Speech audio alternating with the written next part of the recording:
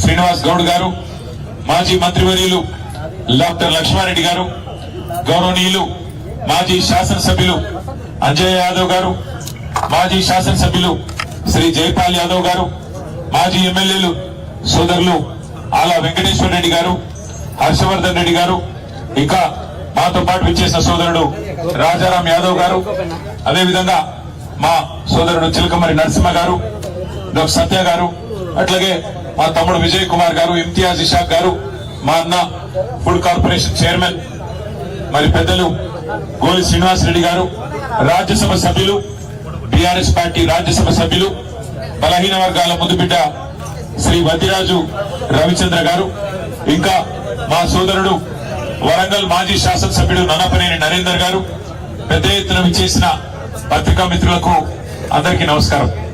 ఇవాళ నిజానికి ఇక్కడ జరిగింది మాటలకు అందని మహావిషాదం.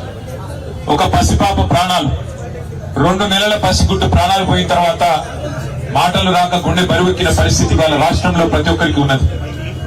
ఇందులో రాజకీయాలు మాట్లాడాల్సిన సందర్భం ఎంత మాత్రం కాదు, కానీ కుటుంబానికి న్యాయం జరిగే విధంగా కొట్టడాల్సిన బాధ్యత మాత్రం అటు మీడియా మీద ఇటు మరి ప్రజలుగా సమాజంలో ఉన్న మనందరి మీద కూడా ఉన్నది. జరిగింది ఏంటి అసలు, ఏమడిగింది ఆ పసిగుడ్డు?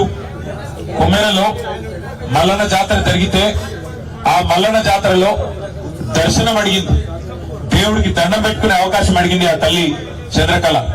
అడిగితే దేవుడి దర్శనం అడిగిన పాపానికి, దేవుడికి సేవ చేసుకునే, దేవుడిని దర్శించుకునే అవకాశం ఏమని అడిగితే ఇవాళ జరిగిన దాడి మానవత్వానికి మచ్చ.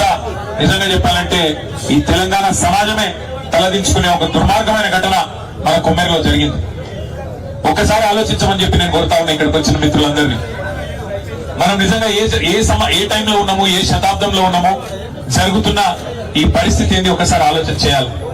ఇంకా ఈ టైంలో 21వ శతాబ్దంలో కులాలు మతాల పేరిట చిన్నగా చూడడం, అవమానించడం, ఇవాళ ఇంకా కూడా అధికారాన్ని అండగా పెట్టుకొని హత్య రాజకీయాల్ని, హత్య చేసిన హంతకులని కాపాడే ప్రయత్నం జరగడం నిజంగా సిగ్గుచేటు. ఇందులో నేను ఈ ఒక్కరినో ఆ ఒక్కరినో నిందిస్తలేను. ఇందులో హంతకులకు అండగా నిలబడ్డ ప్రతి ఒక్కడు, వాడు ఎవడైనా గాని, వాడు దోషి రాష్ట్ర ముఖ్యమంత్రి అయినా, స్థానిక ఎమ్మెల్యే అయినా, స్థానిక ఎంపీ అయినా, ఎవరైనా కూడా ఈ తప్పు, ఆ పసిగుడ్డు ప్రాణాలు తీసిన హంతకులకు అండగా నిలబడ్డ వారు ఎవరైనా సరే వారిది ఖచ్చితంగా తప్పే. ఏమడిగిందా పసిగుడ్డు? మీరు ఎక్కి కొలుకుతున్న గద్దెని అడిగిందా? మీరు పోగు చేసుకుంటున్న మూటల ముళ్ళు అడిగిందా?